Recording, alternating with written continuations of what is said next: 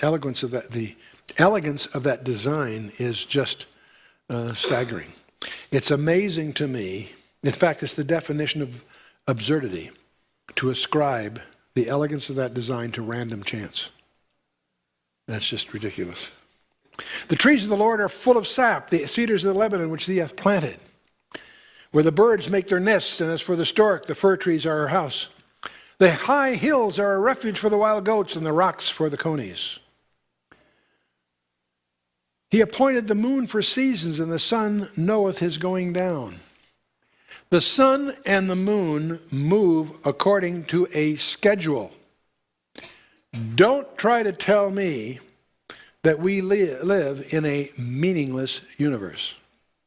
One of the most astonishing discoveries of modern science is what they call the anthropic principle, the realization that virtually every ratio, every mathematical thing we encounter, if you adjust it just a little, life becomes impossible. There are over 100 of those. Some, if you change it at one part, and over 1 million, life ceases to exist. The delicacy of the balances are astonishing.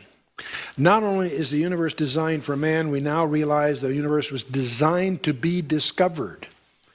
The frequency of sensitivities, the distance between the distances and size of the moon, the earth, and so forth, to create a solar eclipse is what opened the door to spectroscopy to see the rest of the universe. We're located in the galaxy, in that place where you can see the universe. You couldn't if you were elsewhere. And on it goes. It's just amazing.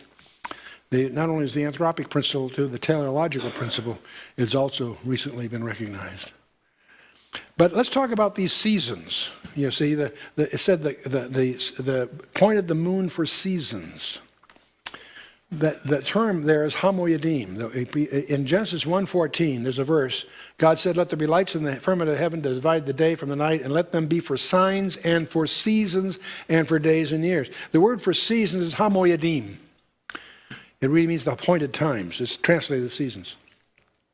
The appointed times. Every Jew knows that there are 70 appointed times. There are 52 Shabbats, Sabbaths, plus 7 additional things. There are 7 days of Passover, and using that connotatively, the other feast days that are part of that group. There's the Shavuot, the Feast of Weeks. There's Yom Teruah, the Feast of Trumpets. Yom Kippur, the Day of Atonement. And 7 days of Sukkot, Feast of Tabernacles. And the Shemini Atzeret, the 8th day of Assembly. Every Jew knows that there are 70 appointed times, okay?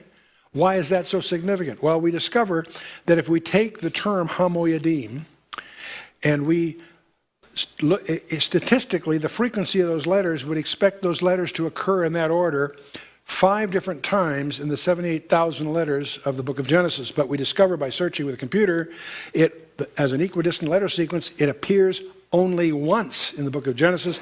It's centered, the interval is 70, and it sits right centered on Genesis 1:14. Is that just an accident?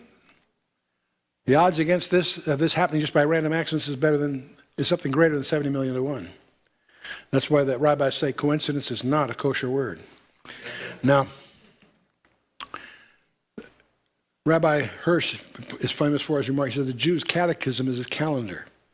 You need to understand the appointed times. The feasts of Israel. You got 3 spring feasts, you have 3 fall feasts, and you have one strange one in the first month, the 3 fall in the 7th month, and you have the strange one in between, the Feast of Weeks, the 7 feasts of Israel. Every one of them has a historical purpose. Every one of them has a prophetic target. And understanding those is really required reading on the part of every Christian. But let's move on back to Psalm 100.